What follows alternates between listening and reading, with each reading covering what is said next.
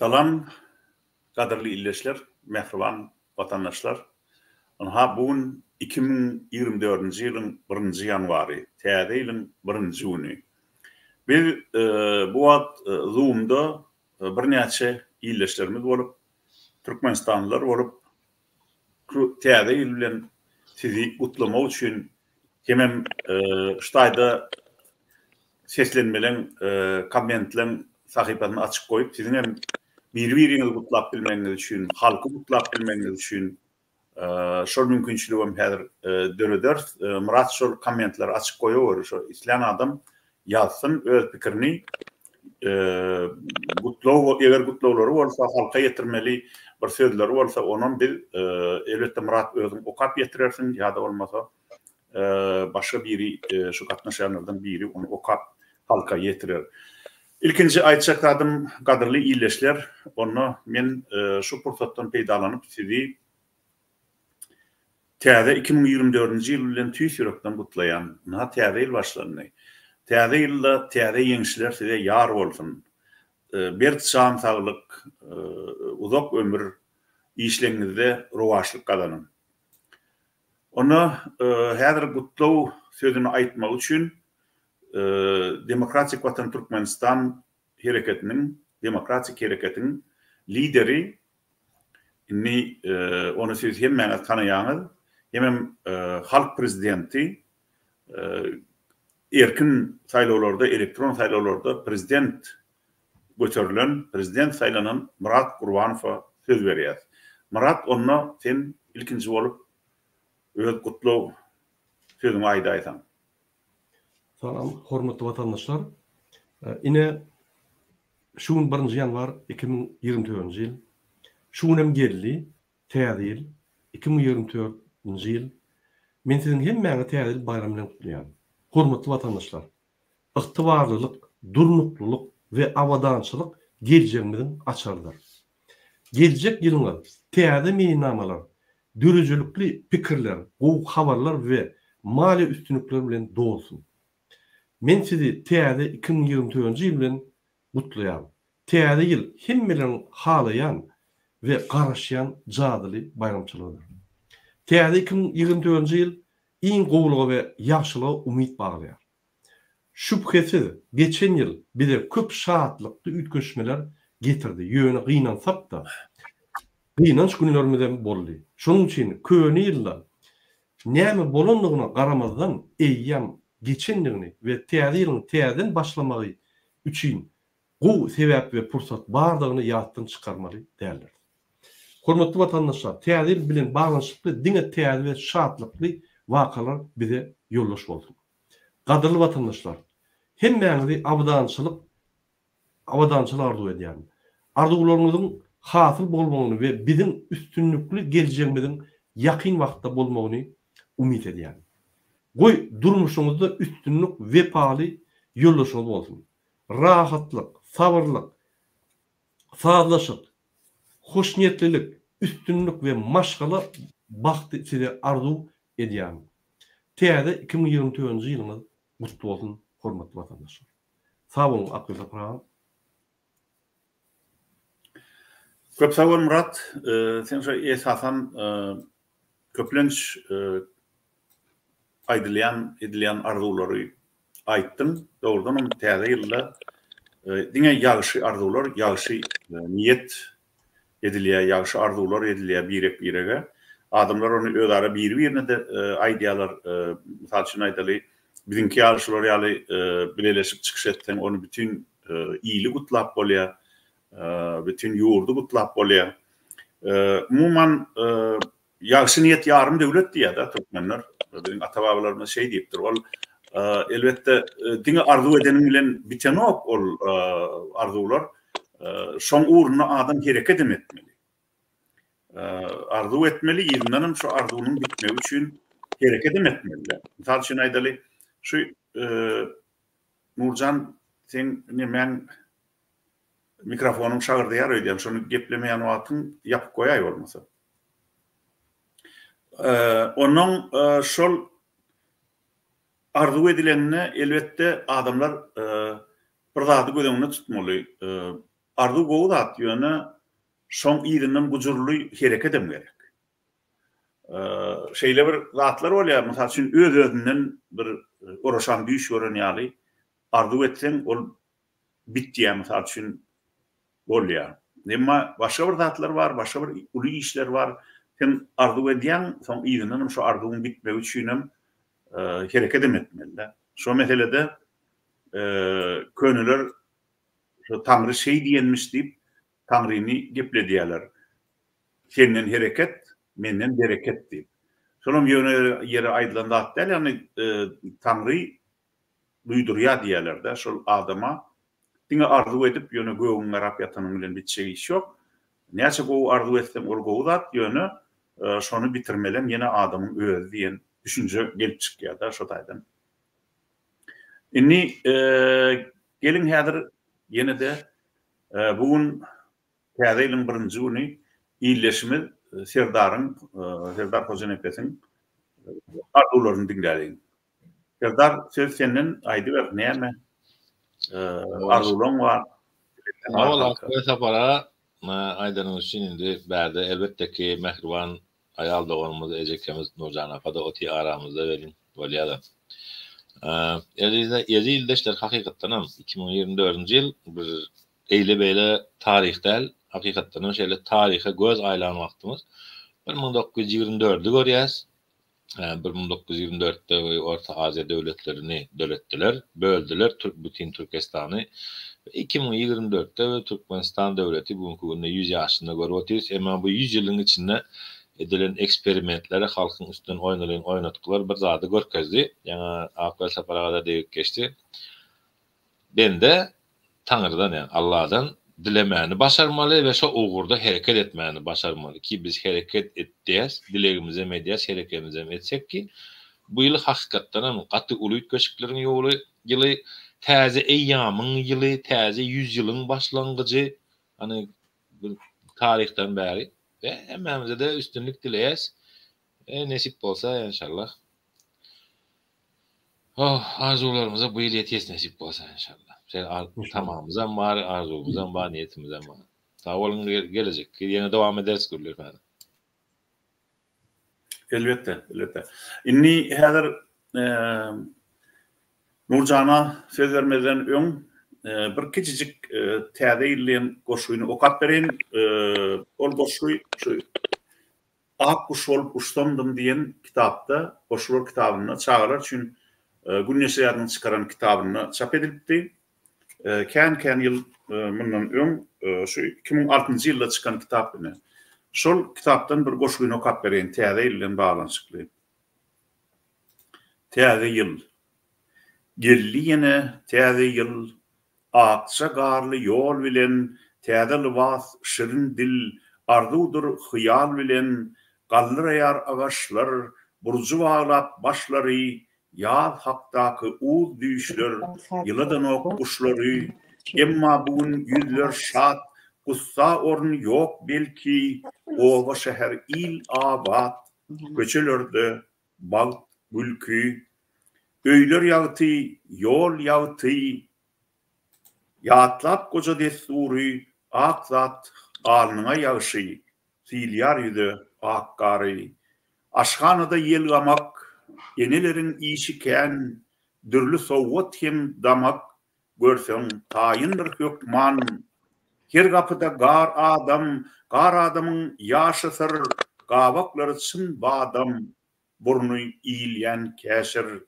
Hoş geldiň sen täze ýyl, gele gördi geçewer, saglyk bilen bile gel, sowgatlaryny açawer.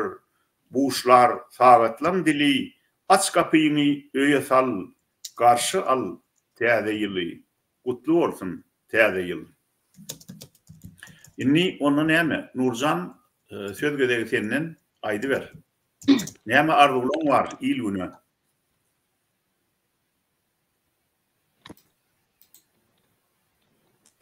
Sağ olun. Söz verenim için, okap veren goşuýuny için, goşgylar alham berýän. Şeýdem biz bugün 2024-nji ýylyň ilk güni. Geçen yıl geçti. acısı, süyücüsü bilen bu yılda men eziz mehriban halkıma can sağlık, ağız birlik, uzun ömür arzu ediyen, sabır arzu ediyen, bu sabır arzu ediyen, zulma karşı sabır diyen, bu sabırlar yani arzu ediyen. Yol ağacının aşağına çağıcıklar, karışıyorlar, padaka, yani ulu adamlarım karışıya hüvüslenip bu yılın bu zatlar getireceğine. Onun için katı ulu umudumuz var bu 24. yılda bir özgürlüklerin bolacağını anlayacağız. Yani halkım, milletim temeliz birlik olalım. Bu yılda bir koğuluklar getirelim deyip hem umut ediyen hem de çağırış ediyen. Sağ olun. Çok sağ ol.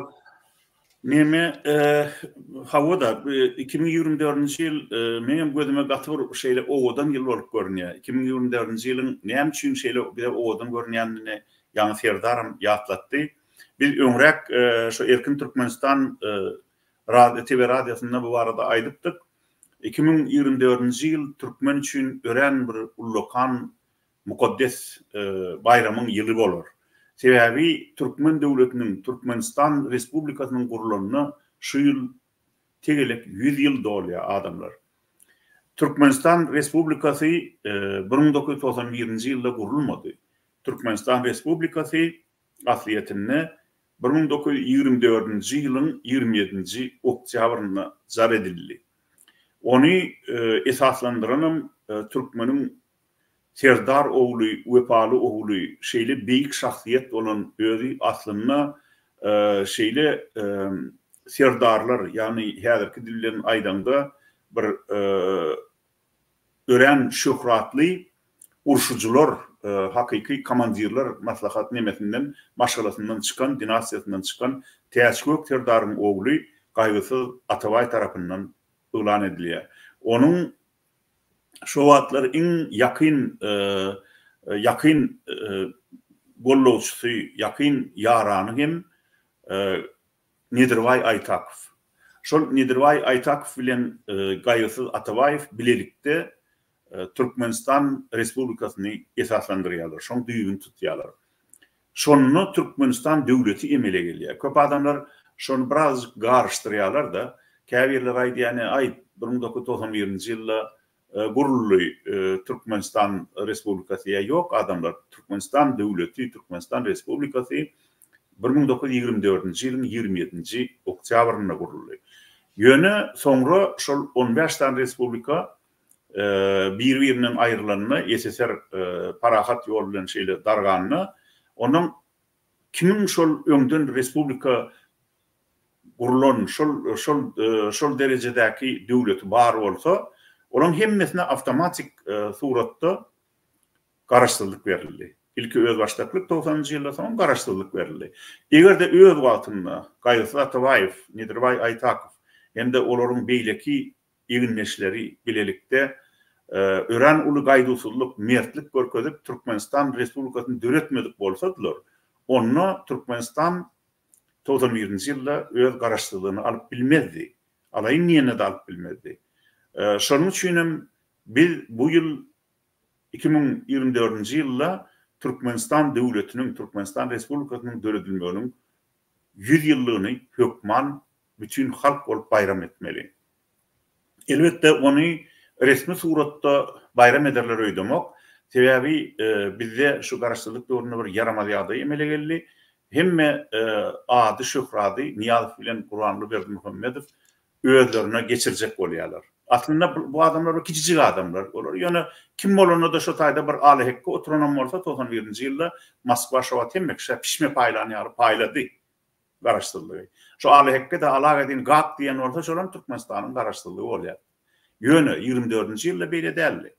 1924-nji ýylda egerde Gaýsy Atabayew ýaly şeýle gaýdusuz beýik adam Türkmeniň başynda durmadyk bolsa, onu ol wagt Türkmenistan belki de kiçicik bir Türkmenin bir yaşayan bir territoriýasyny kiçildägedin ol öňden kiçide eger şonu gaýgysy atabay ýygyna almadyk bolsa bir bölegi ýa Buhar emirliginiň gol astynda bir bölegi Hyýwa hanlygyna ýene bir bölegi Gazastan tarapyna giden şol Türkmeniň elinden alınan territoriýalary ýygyna alyp gaýgysy atabay Türkmenistan Respublikasyny döretmedik bolsa onu Türkmen Özbegistanyň ýa Gazastanyň bir Qarabağstan ýaly bir bölegi bolardy. Olar ýaly awtonom respublikalara da 91-nji ýylda garaşdyrylgan berilmedi. Hiç ýyl döwlet garaşdyrlygy berilmedi. Şoň üçin hem mehriban adamlar gelin öňünden taýinlik görelim. Döwlet näme şonu etsin? Bu adamlar döwletiň başynda duran adamlar, bu atlaýyn bir gelli geçer adamlar. Olar diňe özlerine şöhret gözleýärler. Bizim maksadymız Türkmen döwletiniň taryhynyň bolmagy, hem şu döwletiň berkarar bolmagy. Şoň üçin hem şu ýylyň 27-nji oktýabryna biz bütün halk bolup Türkmenistan döwletiniň, Türkmenistan Respublikasynyň döwletliğiniň gününi bayram edelim. Belki şu arada ikinci gerek kadar Murat'a söz vermekçi. Murat, sen nähil pikir edýän şu arada? Şonu şu täze gutlamyzda şonam aýda aýsan. Sağ olun Akbel Tapara. Hormatly vatandaşlar, Akbel Tapara gaty dogry belläp geçdi. 27-nji oktýabrda Türkmenistan döwletiniň, ýa-ni birinji respublika bolsa Türkmenistan döwleti, ýagny Türkmenistanyň territoriýasy şol döredilinden başlap 1924-nji ýylyň 27-nji oktýabryndan başlap şu güne çeldi geldi. Ýa şoň döredilen günü diýip hasaplanýar. Ine o ýerde Gaýsa Tabaýew bilen ýanyna ýoldaşlary Türkmenistan döwletini üçin uly işler etdiler. Şunu biz ýadymyzdan çykarmalylar. Ýadyňyzda bolsa Akbel Tapara ýa-ni Gaýsa Tabaýewiň pametine bardy, ýa-ni statuýasy bardy Türkmenistanda. O ýadygarlygy, bu monumental ýadygarlygy bardy. Hatda Sowet döwletinde şonu ýa-ni hormat goýup şonu ýadygaryny goýdular. Hatda Sowet döwletinde 100 ýylyň içinde köp zatlar bolup geçdi. Türkmenistan täzeden 91-nji ýylda öz başlyklygyny aldy. Onu Moskwa bermedi, onu deklarasiýa edip yglan etdi. Moskwa bolsa ýa-ni gollady. Ýöne häzir Moskwa şu hemme öňkü respublikalary ýygyna aljak bolýar-da, bir ýürütüleşdirilen birleşik döwletçek bolýar. Ine men häzir bir deputat var, Государственный Думаň deputaty, şoň çykyşy var. Men şonu ýuridik taýdan bir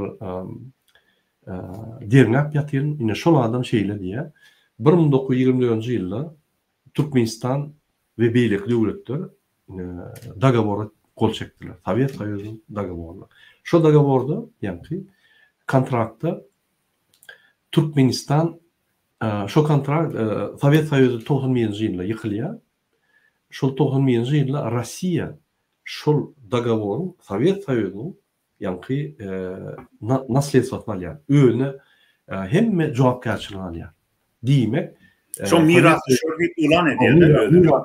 Ama miras düşer şoň. Ýa-ni Sowet Soýuzynyň bir ýerde algysy bolsa, bergisi bolsa, şonu Rossiýa öz üstüne alýar.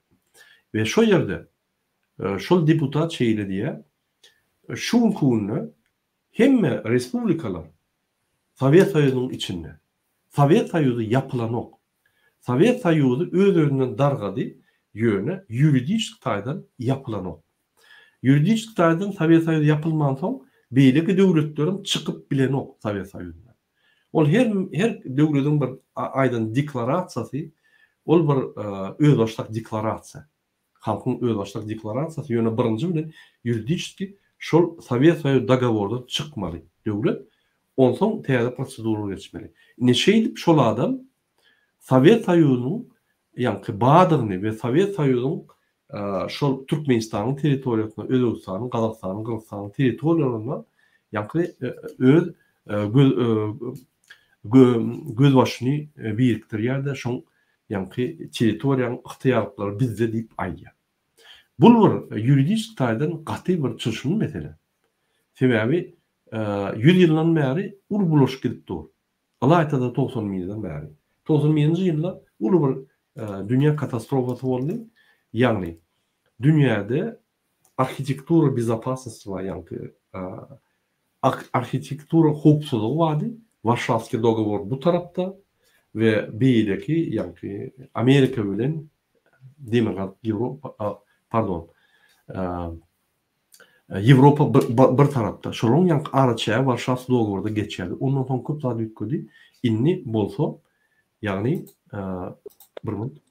inni bolsa şu dağıtlar teyardan iyini qaytarıp Rossiya ine uşu başlanan sebebi esası şu oldu. Ukrayna Avrupa'ya girecek olsa onun bezopasностьını kaçıya Rossiya ve şunu iyini alıp bar Sovet devletleri iyini alıp yani önkü alı bu Rossiyski imperiyanın yerler deyip ayya. Ine şunun için bu Amerika'da belki Putin'i kullanıptı. Ine şunun için. Men diyecek olyanlardım bizde kahramanlar görülmeli. Aygıza tabağı fiyali. Bizde milletin içinde, benim halkımın içinde kahramanlık ünlü çıkmalı. Teadır Türkmenistan devleti teyadeden dürep başlıyor. Teyadın öz ihtiyarlığını alıyor. Teyadın öz karşılığını alıyor. Bizde iki tane karşılığı var. Rusya karşılığı ve bizim diktatörlerimize karşılığı var. Şol iki tane karşılığı dediğini öz halkın, vatanın, devletin karşılığını almalı. Kaçan da biz devlet diyen olsa, o devlet değil. Hazırki devlet. Hazırki devlet bandit bir topor niyazı öldürüp devlet basıp aldı. Bunlar öz tarihini buraya, bunlar öz yani öz durmuşu bilen, öz yani ösüşleri bilen, halk bilen işleri yok. Görüp durursunuz 32 yıldan beri ösüşüyor. İnternet aç bilen bir gülkünç dağıttı. Yani şu yani betbakçılıklar var.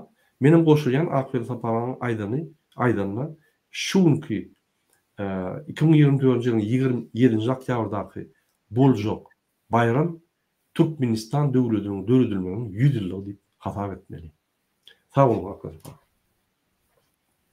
Köp sağ olun Murat, şol pikri bollarımız için inni bu fikri, bu hareketi bizim bütün halkımızın ağını düşünceli adamların katı huzurlu bollamağı gerek.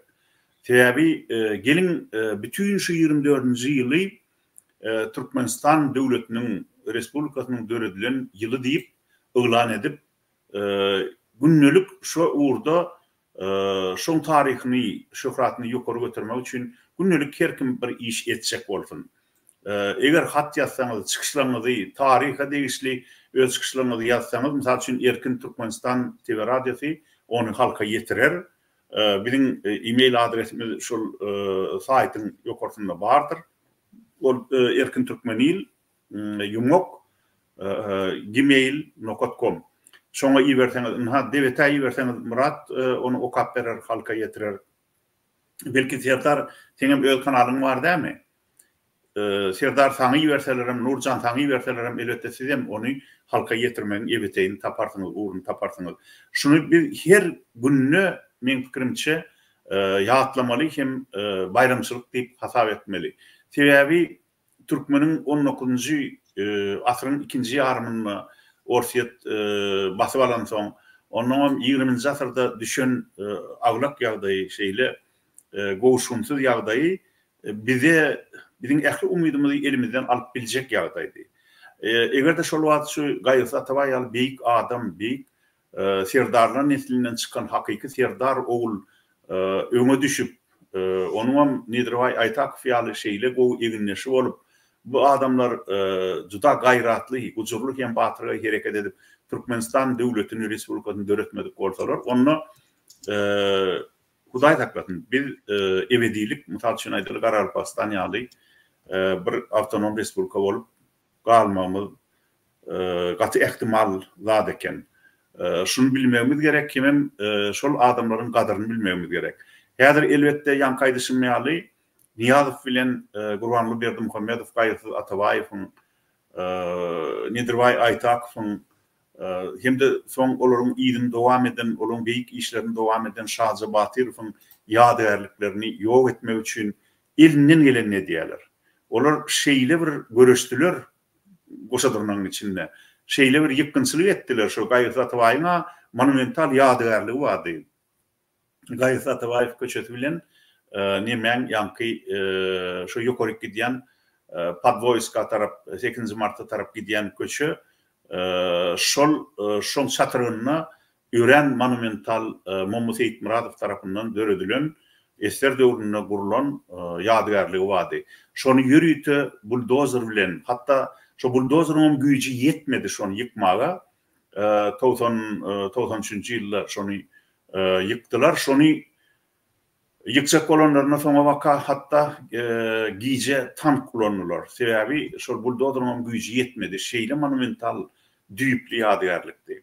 Şonu ýykyp başlanlaryna men bir 2-3 ýerde şo taýyp baryp işçiler bilen oturup şolary düşündirip şo işi togtatdym bir näçe wagtlap. Olar esasen Rus adamlaryny sürdiler şol işe. Türkmen ýokdy şolaryň arasynda. Kim bilir belki Türkmenler gaýtabaýyň ýadygärligini ýykmakdan boyun asyrandyrlar, biljekkä sebäbini nämedigini, ýöne näme düşündir, şol ýadygärligi Ruslara ýyktyrdylar. Onu men şo Ruslaryň ýanyna baryp oturup şolar bilen bile gürrüňdeş bolup düşündirdim. Adamlar siz düşünün, şunu ýykmak gaty erbet zat, şu Gaýsy Atabaýew Leniniň eginleşi, siz Rus ahiryn, siz Rus diline näçe okaýyn diýseňiz taryhy maglumatlar bar. Näme üçin siz şunu ýykýaňyz diýip, olaram şu men sözlerimi dinläp oturdular şeýle. Bir küçük ýerde şolar ýaly boldy da. Biz näme delliýärler? Bize buyruk berdiler. Siz şonu ýykmaly, bize mine şonu üçin işleýäs. Bizim hem ýykatymyz gelen ok şu ýadygärligi diýip zeyrenip şolaram oturdular iş taşlap. Onunla da yine de şol ýokardan Niýazow gorjat duran bolmaly, buyruk berip, ýok man ýykyň şonu diýip. Täze Niýazow geçsek bolanda şol ähli özünden öňkü beýik türkmenleri ýok edip özü beýik boljak boldy. Ine bir kiçijik bir garynja ýaly bir ýürek bulan janlarlaryň etjek işi. Sebäbi adam bolan, insan bolan özünden öňkü beýikleri kiçeldip beýgeljek bolan o. Tersine şol beýikleri öňküden beýgeldip şolaryň adyny ýokary göterip, şolaryň hormatyny, sarpatyny saklap, şolaryň arkasyndan beýgelýär, şolaryň gapdalyndan ösýär. Emma Niýazow bilen Berdimuhammedow şu meselede öýleriniň bir böjek duruny görkezdiler. Indi böjek diýär çağalar kiçijik bir düşünükli mörmöjek bolsa, şu böjek ýaly kiçijikdigini görkezdiler. Şondan soň şu ýadygärligiň ýykylmagyny togtatmajakdygyny bilenden soň men Çopan Kirgin şu Göktepen gahrmanlarynyň biriniň çoğluğu bilen, Çopan Kirgin çoğluğu bilen gürleşip giýje şu ýadygärligiň ýanyna gelip bir ullokan daşy şoň maşyny bilen ýükläp Garaň çölüne çykaryp şu Aşgabatdan çykyp şonu ýürüýte belli bir ýerde hiç wagt ýatdan çykmady ýaly gitmedi ýaly ýerde gömüp gaýtdyk. Bir çalyja çetini görkezip. Şondan men niýetim şeýledi. Şu Iriwiç Türkmenistanyny düzgünlüğü döwlet döredilse, demokratik döwlet döredilse, şol daşy getirip şonu gönüllük edersiz. Hemen Niýazowyň tohumynyň ähli gadananlaryny şu Gaýsy Atabaýewiň ýadygärligine sarp edip, şu halkara tuğdunun üstü bilen şoň gyýdyna, ogluny, giýewsini, aýalyna geçiren, owrulap türkmenden owrulap geçiren baýlyklarynyň hasabyna ýene de şol beýik ýadygärligi öňküden beýik edip gurar diýip men şeýle niýet bilen şo daşy Garaň çölüniň bir çetinde Türkmenistandan çykman kam, gaýtman kam, Çopan Kirgin çoğluğu bilen bile şonu gömüp gaýtdym. Inni men aýtjak bolýan dadym gadary iýleşler. Gelin şu türkmeniň awraýyny, mertebesini, milli mertebesini, şuň ýurduny beýgertmek üçin, hem özümizi, halk hökmüne, adam hökmüne beýgertmek üçin her gününe bir iş edelim. Aýratynam şu 2024-nji ýylda. Ini şu meselede men Serdardan bir zady haýyş etmekçi. Serdar, men telewizionyada işleýän wagtymda känedek daşowda komandirovka baryp gördüm. Şo taýda adamlar bilen gürleşdim. Daşowdyň gaty bir üýtgeşik, bir sypaýçylykly şeýle gowy adam kärçilikli halky bar. Olar türkmeniň geçen gahrymançylygyndan hem gaty gowy habarly, olar mertliginiň hem gadyryny bilýär. Mehman söýürem. Şu taýda daşowda häzir adamlar ýatlaýarmy Gaýsy Atabaýy hem Nedirbaý Aýtakowy. Hem şu döwürde türkmeniň garaşsyzlygy üçin göreşen ýene bir adam bar. Olam Cüneyt Han. Şunun häzir atlary, awraylary nähili Daşow vilayetinde, Daşow dilinde. Ýatlanya elbetde ki biziň şu wagtky berjek gurrumyz 5 ýyl mundan öňe hem dayansa çykyp gaýtan günümizde seyretsek, ýani o döwürlere aýdylýady bugunky günden hem giňden ýaý başlanýarlar. Gaýrys Atabaýew bolsun, Cüneyt Han bolsun, onuň ýaranlary bolsun, birlikde hereket edenler ýa-da 1924-nji ýylda, 29-njy ýylda Orsiýadan ýitiren halkyň hakyky, watanyň hakyky ogullary, mugallimlary, edep terbiýe berýänleri, halky bir ugrukduranlary, yitirilenleri, zat edenleri elbette halk ýatlaýaram, bilýäram. Ve şeýle bir zat ba, dün Türkmenistan bilen gürleşdim. Täze ýyl bilen gutlaşdyk, zat etdik gelin. Bir rada begenýä adamlar, biz hökümet bize jogap beremek diýip bakarymyz gelýär welin hökümet bize syptyrman diňleýär diýen. Syptyrman diňleýär ki velayet merkezlerine, ki velayet geňeşliklerine ki öňler hemmeni ýolka üýşürýärdiler, ýygnak geçirýärdiler, telemost edýärdiler, bayram berilecek diýip. Hiç kime degmandylar, çärelerem at binýän bolupdyr, bar öýüňize gidin diýişiňiz alyň diýipdiler ýöne. Köçe adam çıkarmana koymandılar. Ay halkada ne bu soğukta meydanda entrap üründen öýüne çağırıcıklar bilen oturup şaşlyjy giyip täzil bellenler gowda. Sağ olsun Allahan Hudaýan. Zada bilýäs halk yndan ya ağzı birlik bilen jebisligiň boljakdygyna, bu zulüm diktatyryň soňuna çykdygymyza yndan ya sebäbi 70 ýyllap ruhumuzy ýitirmek istediler. 70 ýyllap bir arık içirdiler ya da onu yedirdiler deyip oturmayınla milleti her attan uzaklaştırıp her zat ettiler velin. Yöne sonki 30 yılda devam etseler hem yine de Allah'ın diyeni ol ya. Allah Teala'nın boşuna yaradınak bir milleti bir sorayanla Türkmen diyen bir millet var. İyizi men bilen gutoryan. Başka bir millet varmış olar yalak dünya yüzünde deyip milletlerin arasında gözle gösterdiler.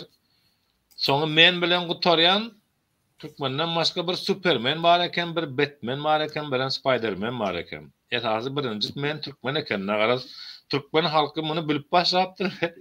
Avrupa halkların beydeki yurtların bilýär Türkmenin hakikatlaryň gaýdusuz halkdygyny, bu halka degmeli däldigini, eger şular adatlyk isleýän bolsalar, adalet isleýän bolsalar, bu özleri etsinler, näme etseler, Allah da bulara yardım eder, biz bir öňüne düşmäli diýerler. Gowy ýaşy. Ýatlar, ýa, bolatlar bilinmese bolmaz. Adamlarda bir gowy zat bar. Mektepde herne gynansak hem tarih öwredilmese de gapdylky çeper edebiýatdan bolsun, hudaýsy literatura ýa-da beýleki maglumatlardan bar bolan gysgaça oçurklardan, powistlerden adamlar taryhy öwrenýärler, bilýärler, bir-birini aýdýarlar. Bir ýerde gurrun edilen wagty uly höwes bilen dinleýärler. Mysal üçin Aşgabatda, şoz Aralykda neme wa? Bir çayhana kenna çay suw içilýän ýol uzak bolandan soň şu Aralykda oturýan tapawy ýok. Da şo Aşgabat, Mary, Lehar, Ahal, Lebap, Lüboy velayatdan bir taýda otursaň, halkyň şo taýda edýän gurrumy şo Cüneyt Han, Gurbandyr, Gaýrys Atabaýew, şo geçen zatlar, geçen adamlar barada, nökerleri barada gurrunlar edilýär, adamlar uly höwes bilen dinleýär. Sebäbi hakperestlik, adaletperestlik bizim kanımızda var, bizim ruhumuzda var. Bizim bundan öçürben bilen aklar, ayırben bilen aklar belki bir belli bir wagt birat eden ýalak boldular, uhladan ýaly boldular. Yani bunu geçtikçe oýanyp barýar we 2024-nji ýyl yani dünýäde täze eýýamyň başlajagy belli bolupdyr, ýakynda habarlary gelip başlar, nähili ütkeçikler bolupdy ki bizim yurdumuzda da nesip edenden gavat gelecek şo. Kim näme diýse şo diýsin, Türkmenistan halky erkin hem boljakdyr, ağzy bir we jebis hem boljakdyr. Zulmüňem şarpyk paýyny berjekdir bu halkyň şarpyk paýyny nesip edenden. Köp sağ ol, Serdar beren gurrun için. Inni Nurcan, sen öňkü aýdanlardan goşşok aýyrjakladyň barmy?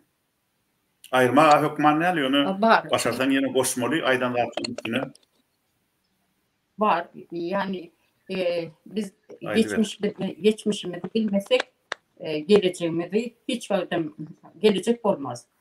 Onun için biz önkü kahraman Kahramanlarımızı mıdama yatlap durmalı.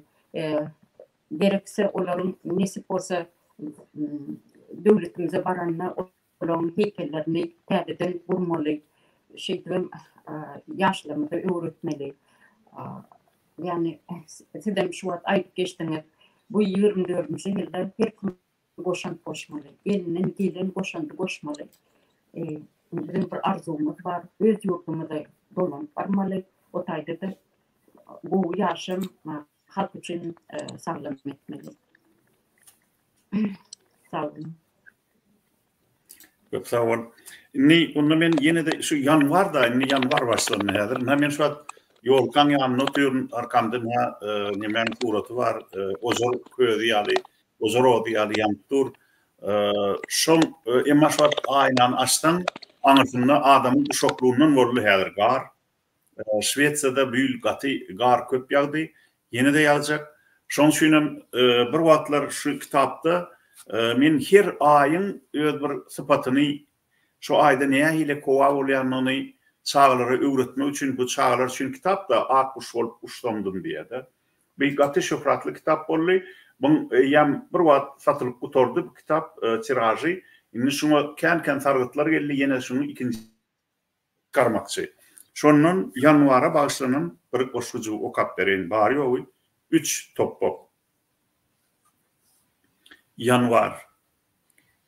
Yeni yer çun ukuda gar yağmasa bolor gen mör bukuda sayrak kuşlon halı ten gökte gara bulutlar aylanır gurup dögür bir yerde mekan tutmal edinir yeli hövür ak danlan renki öçük süt bilen yazmaz katın anda yakasın açıp gamçılayar bul atın.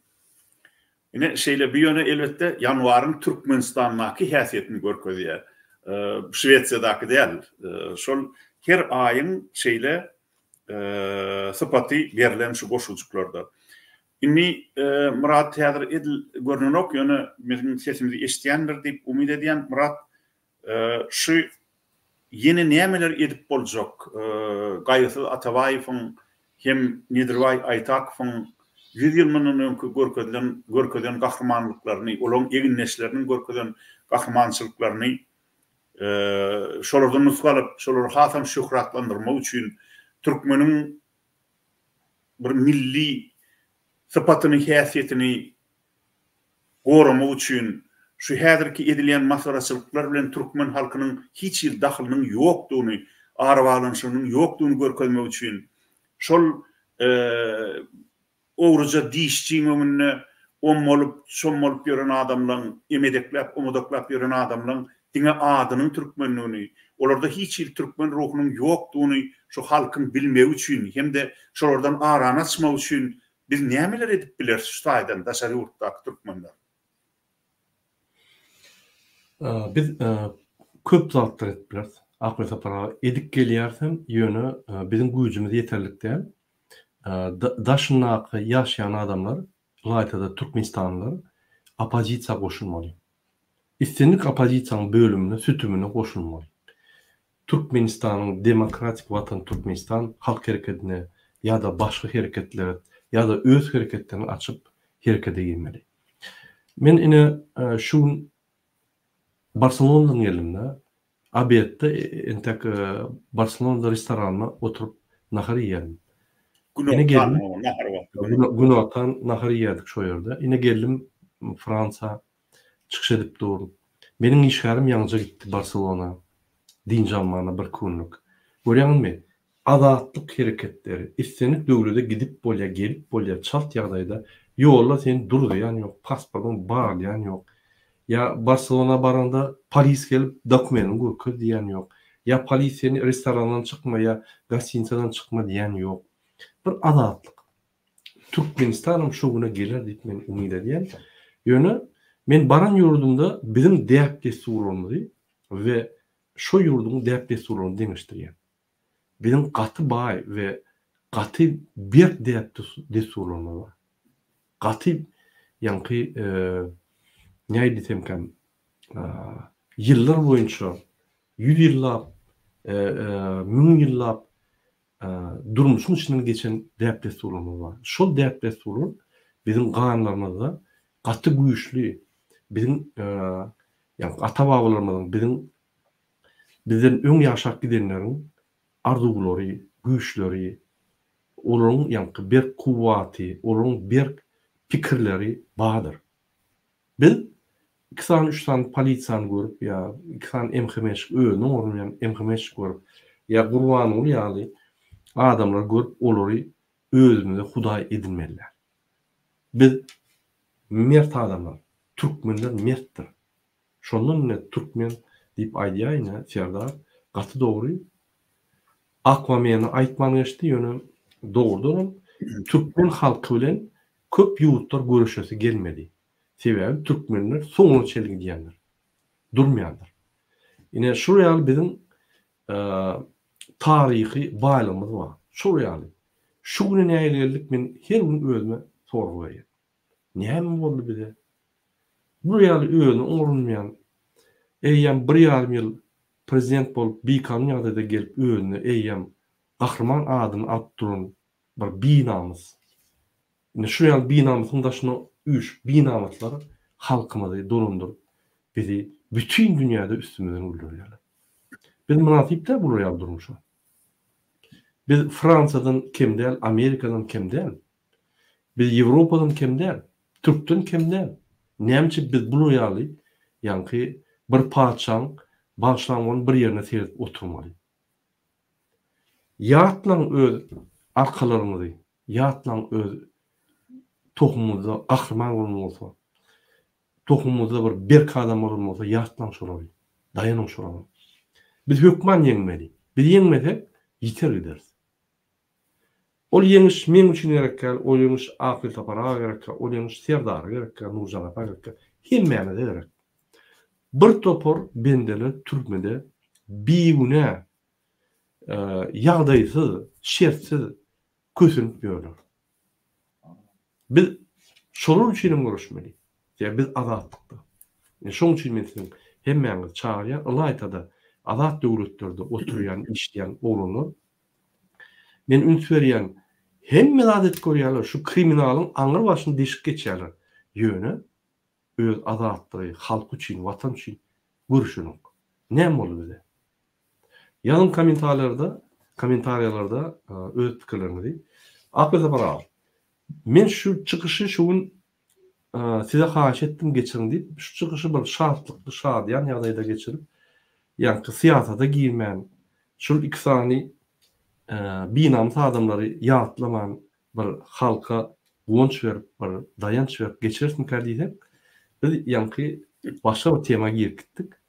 Şoň üçin siz näme bolsa-da başga diýär bağlanşykly indi gynansaram biz günne on gurrun edip durus, günne de şolar agzymyzda bizim bar. Aýtmaly, Murada gorkusundan köşkden çykypdylar, köçe çykarlyk ýagdaýlar galmady.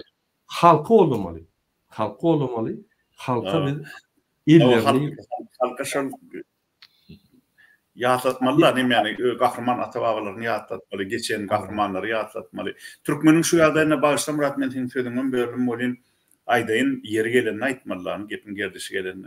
Türkmeniň şu ýagdaýyna bir aýratyn şady horramlygy adam pahyryň ýüregi galkynanok.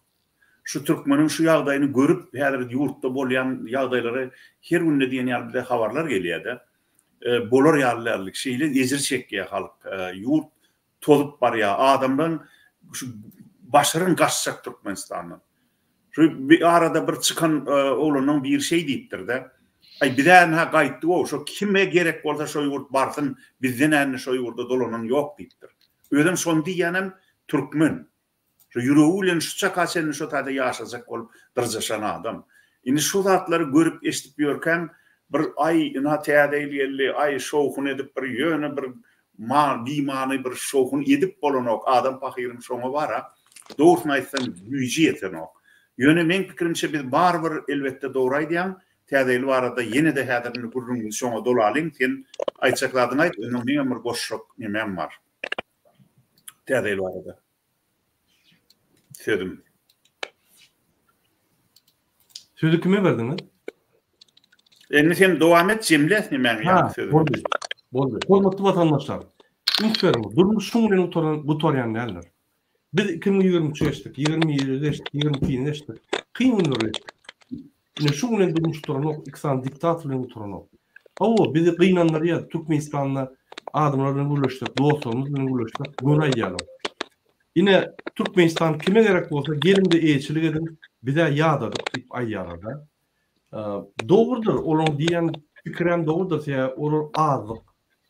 Yine şoň üçin men yine aýdýan. Yine men näme bilen politolog bilen gülüşdüm. Biz sapaklar geçýär. Her 15 günden aktivistler bolup sapaklar geçýär. Şoýerden men özüme bir açyş etdim. Revolýusiýany, çalşmany hiç wagt politikler eden ok. Halk edýär. Politikler bolsa ýol görkezýär, haýtarpa gitmeli. Programmalar berýär we alk gidýär, halk galanna. Yine siz pikir edýäňiz, yine devlete galar, devlete hemmeti agza bolar, stroy bilen barar, pionierler ýaly, ýani komsomol ýaly bar, hemmetini ýykyp tutup basar. Mümkin näme? Bizim halkymyz almaly. Bizim halkymyz aýlyklary talap etmeli. Bizim halkymyz bir topar zatları hükümetten talep etmeli. Milyardlap öz şäherlerini gutýarlar. Bu idiotlar, köçeler, ýa oğlar, banisalar, katastrofa. Şoň üçin inni şu zatlary ýene daýyp geçmek geregi ýok. Men gije bolýan zadym, biz azat dogurluk, azat ölýär. Näme biz azat ýaşamaly? Kim olar? Öňü oňarylmaýan. A harpyna şermenne. Ömrüne interview berip görmedik. Interview'dan bermeli bolsa duran yerleri bir maskara var. Näme biz şonuň öňüne egilýär? Näme egilip elini okşaýar? Biz şu zatlar goýmaly, türkmene gelişmeýär. Kim bola aýdyn ýol bolşy? Hormat goýmaly, hormatyň çeni bar. Şondan beter geçmeliler ve şo hormata düşünmeli ýol bolşy bolýar. Ondan beter bolmaly. Biz bolsa Niýazyň elini okşar, Gurban Niýazyň elini okşaýar, ondan Gurbanyň öz elini okşaýar. Yine armiyada men bir wakany aýdyp geçeýin, bolun wakany. Men institutdan armiýaga çekildim, ýani alındym. Armiýada gulluk etdim. 6 aýdan soň Учебкадан tank wayska bardym, ýani Kievske Высшее танковое инженерное училище, batalyon обеспечения, şo ýere bardym. Şo ýerde men tankist boldum. Ine şo ýerde ýani bizim bu gaptalmada, aramızda, ýani koridor, bu gaptalla 50 tane adam 1,5 ýyl gulluk eden, bizim ýan gelen 6 aý gulluk eden 50 tane adam. Ine şular günne giýje biz urýarlar. Günne akşam meni Azerbaycany, Çeçeni galanlara näme diýse edip ýör. Ukrainlar, Ruslar, Belaruslar biz urýardylar. Bir aýdan soň urman goýdular. Ine biz boyun egmedik. Ýöne şular 1,5 ýyl gulluk edenler 6 aýdan soň gitdiler, ýerine biz 1 ýyl gulluk etdik. Ýa-da 6 aý gulluk edenler geldi. Yine şo ýerde ünsürdüm. Belarus bunları ýa taburetka goýup aýdym aýtdyrýardylar. Goşa aýtdyrýardylar. Şolardan şol gyrýardy. Men şonu ýanyna bardym. Eýdim. Ýözüm kimden bilýärmi? Näme üçin bular gyrýar? Näme üçin bular beýýän? Wagt aýdýardy o. Olam maňa bir aýdan zady. Murat ýa. Seni vurmadylar. Seni üstünde izdivat etmediler. Sen biraz çydap sana koydular. Yani bizim oldu. 6 aylap ganiyat ettiler. Dedi nimettiler. Şoň üçin sen gırat çekil. Men şonu etjek deyip. Men şu wakada bir zat düşündüm. Kim adam ömründe kemsidilen bolsa hormatly. Şol ýani elem okşaýar. Şol adam hem şu ýaly bir kamçylyk, şu ýaly ýani hereketler edýär. Eger adam dastoyny maşgalada ötün bolsa, terbiýe alan bolsa, özüni dastoyny alýan bolsa, hormatlaýan bolsa adamlar we özüne hormat goýdurýan bolsa, onu el okşatmak hiç many ýok. Onu halky taýlamak hiç many ýok. Şoň üçin hormatly watandaşlar, bizim ýolbaşy diýen adamlarymyz bandit, biz diýmeli bolar. Mümkin näme? Ýa Türkmenistan mümkin näme?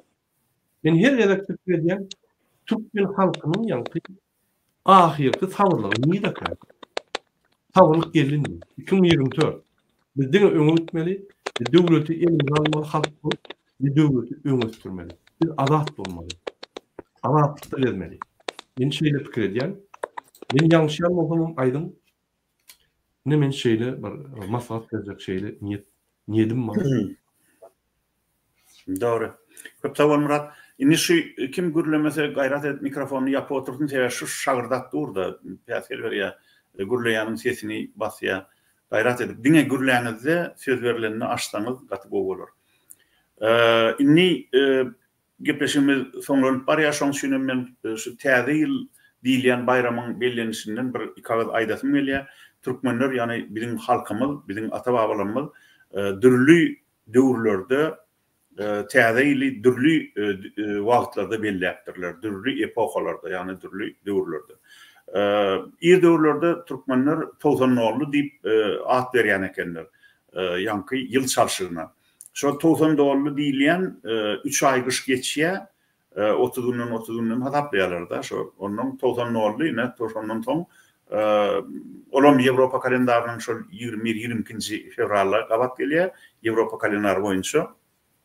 Şonda eger Türkmenistanyny üns bilen teredip görseňiz, köplenç, her bir ýyl diýip bolanok, ýöne köplenç şonu şu garynjalar hereketinden görüp bolýar.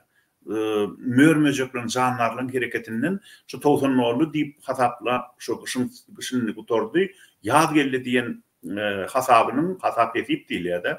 Şu Türkmeniň şu hasap etibiniň dogrudygyny görjek bolsaňyz, ana şu zatlary synlasaňyz, seretseňiz görersiňiz. Şu garynjalar şol gün hiinden şol gyş iýen däneleriniň zadynyň hiinine çekip şol gyş iýýär da olar edinen alapasyny. Şonuň çykarýarlar şoň gabyjagyny zadyny ylgaşyp daýyrdaşyp bir-birinden öňe düşüp şol içer çykardýar diýip düşünäýmeler. Şonu adamlar aýdýar, içer çykarýar diýip. Şu içer çykarýarlar da garynjalar şol gabyjaklary, datlary, iýmedik zatlaryny daşaryk çykaryp köplen şu hiinleriniň bir gapdalyna üýşürip goýýarlar. Onuň seretseňiz şol mumman tebigatda bu jan ýerýär. Oňa türkmenler ýere ýyly gitdi diýerler da. Ine ýere ýyly gitdi, ine ýere ýyly gideni bildirýär diýerler. Ine ol oňa adatça bilen ata-babalarymyz Türkmen Nowruzum diýer ekenler. Şu Towzanogla Türkmen Nowruz diýer ekenler. Käbir adamlar oňa Sargyn Nowruzum diýerler. Ýani köplenç ol şol mal ýerine gelýän mallarçylyk bilen meşhurlanýan taýpalarda has meşhur bolupdyr da Towzanoglu bayramy. Onuň Ulu Nowruz bar. Ulu Nowruz olam gadim döwürlerden bäri türkmenlerde bellenip gelipdir.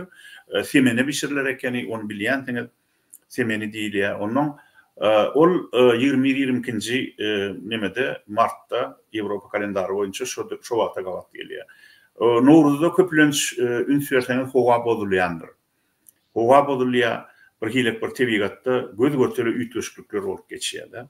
Köplenç. Onuň şonu Nowruzdan soň onuň howa düýpli maýlaýar. Köplenç Nowruzda üns berseňiz gülleýän miweli baglan käte gülni urýandyr şo Nowruzda şo birden sowuk düşýär da garaşman urkan. Şol käwat şeýtip bir şey kelediýär, näme hasyla dilil berýär da şo Nowruz howasy. Şolary ýöne ana şol iki sany şol Sowet hökümeti gurulýança şo türkmenlerde iki hili bellenip gelipdir. Täze ýyl.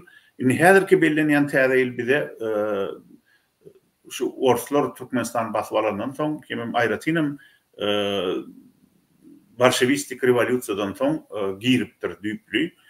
Täze ýyl. Bu täze ýyl bellenýän täze ýyl Ýewropa däwine görä bellenýär.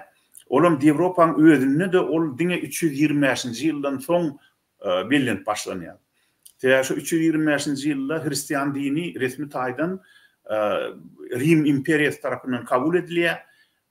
Bir kısansiyet artık gelýär, başga bir din aljagy ekenler ýolsam, Ýewropaň dini diýip şu häzirki Hristiýan döwletler ýöne şo bir kısansiyet artık gelýär-de Hristiýan dini ýeňýär sese goýuşlukda 325-nji ýylda. Şondan soň onuň şol Hristiýanyň peýgamberiniň doglan gününden Ana ol 325 ýyldan olar dowlupdy diýip çen bilen şol wagty täze ýyllyp belleýärler. Ol täze ýylym häzir hatta şu Hristiýan dininiň özünde de 3-4-5 ýyly bellenýär. Bizde Şwetsiýada 24-nji dekabrda şol bellenýär Christmas diýip. Ondan olam şol İsa peýgamberiň dowranyny diýip bellenýär. Ondan soňun täze ýylylýanem şol. Kalendar boýunça olam ýene de şol Hristiýan dini bilen bagly, Hristiýan dininiň peýgamberi bilen bagly. Soň pravoslav dinine uýanlar, Hristiýan dininiň pravoslav şahyna uýanlar 6-njy nemede 6-njy ýa 7-nji ýanwarda onu belleýärler. Ýani hiç ýyly bir bellineme ýok. Onuň sebebi Hristiýan dininiň peýgamberiniň hem dowulan hem ölen wagty, oňa jeda berilen wagty 320 ol ölünün 325 ýyl soň neme girýär, ýani bellenmäge da başlanýar da. 325 ýylyň içinde özüňiz bilýäňiz, o döwürlerde ne kompýuter bar, ne bir mektep bar, ne bir universitet bar, adamlar diňe köp dady ýatda taklap, şoňa görä hereket edýärler. Şonun şu plan bolupdy diýip diňe dillen dile geçirýärler, agadan aga geçirýärler. Şey diýem, şu zatlaryň düýbünde umuman hemmeti şertli. Şu şertli kabul edilen wagta görä de häzir biz 31-nji dekabrdan 1-nji ýanwara geçilen giýjäni häzir bütün dünýäniň iň güýçli ýurtlary bilen bilelikde täze ýyl çalışýan, ýyl çalışýan giýje hökmünde, ýyl çalışýan güni hökmünde belleýär. Ine bu taýda bir türkmenden oturýan zady ýok. Türkmenler diňe şol dünýä bilen aýakdaş gitseler, şo meselede utýarlar. Mysal üçin ata-babalarymyz bu hakynda şey diýär, ýeke bolup ýol tapandan köp bolup ağlaş diýär. Şol ýaly meselelerde ýanky dünýäň köpçüliginiň ýykyn edýän uğruna yıkılmanı öýdi diňe halka, döwlete, millete peýda getirýär. Şu demokrasiýa meselesi hem edil şoň ýaly. Saýlawlar meselesi hem şoň ýaly. Söz azatlygy, adam hukuklary diýilen meseleler hem edil şoň ýaly. Şoň üçin Türkmenistanda şu zatlar hökman ikrar edilmeli. Sebebi ulu döwletlerde ikrar edilýär. Şolar şol adam hukuklaryny, söz, metod azatlygyny ikrar eden üçin, saýlawlary dogrusul geçirenler üçin ulu döwlet bolurlar. Şoň üçin hem olar ösüp hemmekisten öňe düşdiler.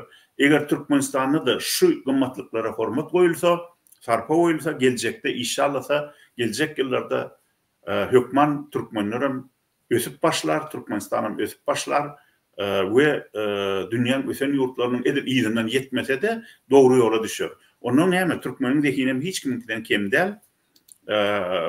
Onu men öňem bir adatlykda eden çykyşlarymda belläpdim. Türkmen gaty zihimni millet hasap edilipdir orta asyrlarda. Şey diýerekenlerde plan işi etmek üçin dag täjiginiň ihlasy hem türkmeniň zihini gerek diýerekenler. Şu türkmen gaty zihimni millet hasap edilýän eken orta asyrlarda da.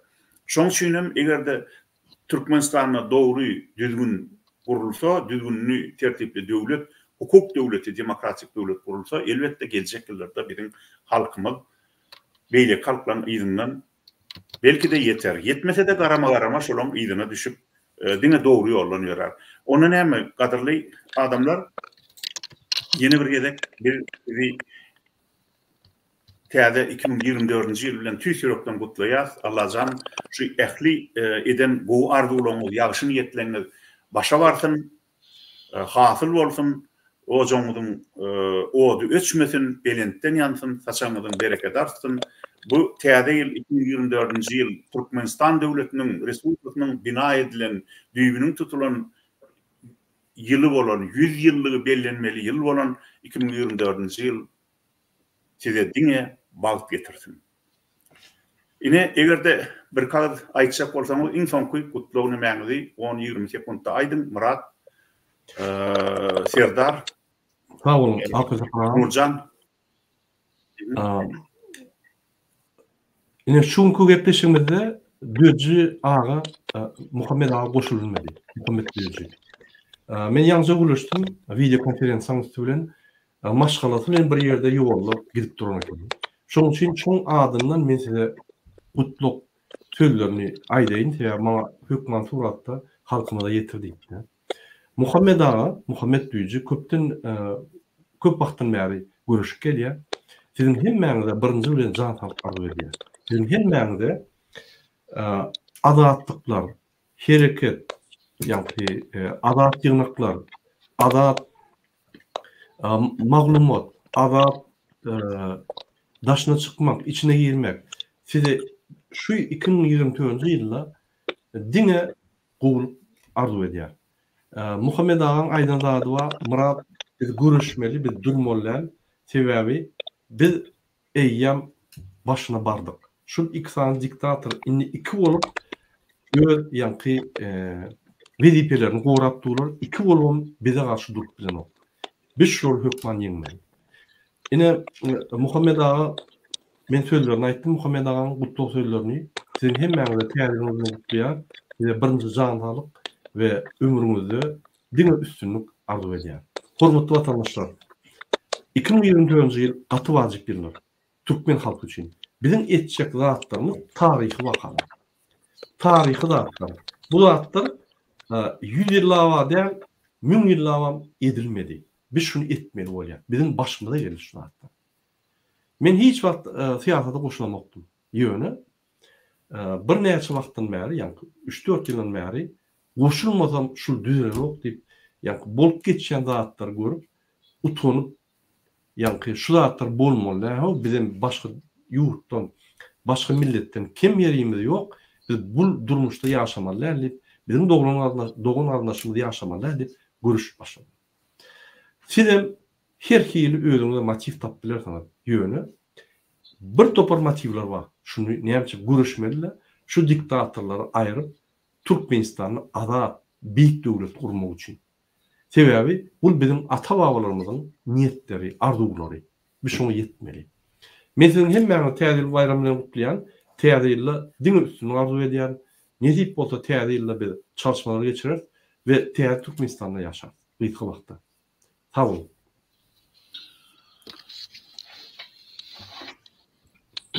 Yazar, sen semelenýän we da aýdy beranmy? Sağ olun edildeşler. Infanky kutlawy. Neme diýjek bolýan?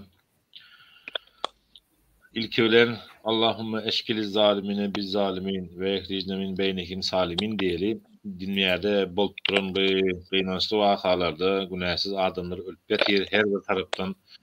Dolayısıyla bu adamların bir günah ölmegine de sebep getiren yurdun başındaky özüne umurmayan yolbaşçılar elbetki haýsy ýurtda hem bolsa zalimler birbirlerini özlerini ýogatmıyor. Allah Taala bize yardım etsin, kömek bersin. Bir Türkmen halkynyň 100 ýyldan bäri gazylyp çykarylmagyna çalışylýan imanynyň, dininiň, ruhunyň aýrjak bolýarlar. Buna bir saň bermek üçin halk bolup esasy bu ýyl agzybirlik, jebislik bilen näme diýär? Единство и солидарность это самое великое оружие человечества diýär da. Единство и солидарность diýmek hem agzybirlik we jebislik diýmek ýani halk bolup agzybirje bolup barymyz jemlenip häkimiýetden diýmegimizi ýerine ýetirmeli we Ýewropa taryhlarynda seredenimizde hiçbir ýurdun halky ayağa galyp başynakyny aýran wagty Fransiýanyň 1792-den başlasak ýa-da 1989 Polşa gelsek hiçbir ýurtda kaptaldan bir ýurt gelip men sana pul rewolýusiýa etdi hiç kim rewolýusiýa etdiremez. Her bir halk özüniň gelejegini, özüniň çağalary üçin ýaxşy durmuş işleýän bolsa munyň üçin aýgytly ädimini etmeli we kemi ýok 2019-20'den bäri bu zatlar aýdylyp otdy. 2024'de Allah'a canı şükür sağaman yettik. Allah Teala'nın yolumuzu açık etsin. İşimizi rovac etsin. Zulüm edenler, zalimlik edenler köşkünde korkuşup oturuversin ve köşkünde ne moları süýräp çıkaracaklar vardır günü gelende. Allah'a emanetsiniz, sağaman bolun, göwnüňizi bölmeň. Ve şu taýda käbirleri ýadyar Muradan ýerine jogap beren. Koalisiýa Dewleta Halk Hereketi Murat Gurban bolsun biz olaly ýok. Hemmämiz hem işe ilkinji günden bäri birleşige açyk ýöne gynansak hem soňky döwürlerde bolup duran wakalar görkezýär ki aramyza gelen ya içaly bolup çykýar, ya 200'li bolup çykýar, ya öz şahsy bähpitli bolup çykýar welin. diňe dargatmak, pıtratmak bilen diňe rejimin hayrına işleýär. Ol hem wagty bu tordy nolara muny aradan çekildiler, aýdylar, yüzleri açyldy köpsüň.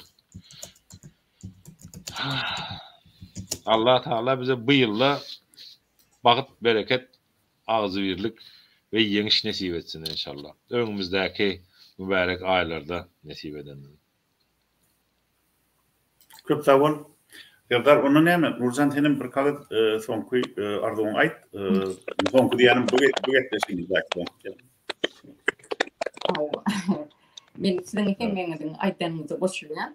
Serdarym beşiýaly bu ýagty gelecek üçin man ağzı bir bolup goşun koşup bu döwletimize girmäge, oturmagy, bagtly ýaşamagy mesele etsin hemmemizi.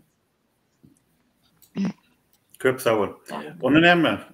Gadyrly ýyldaşlar, mehman watandaşlar, bugünkü 2024-nji ýylyň 1-nji ýanwaryna geçiren täze ýylyň ilkinji gününe geçiren kutlaw gepleşigimizi şunuň bilen tamamlaýar.